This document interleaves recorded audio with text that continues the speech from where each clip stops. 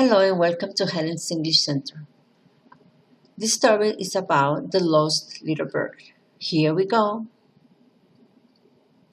The little bird is lost.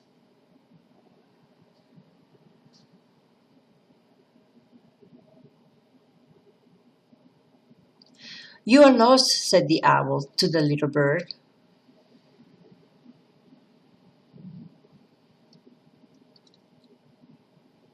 You need a map.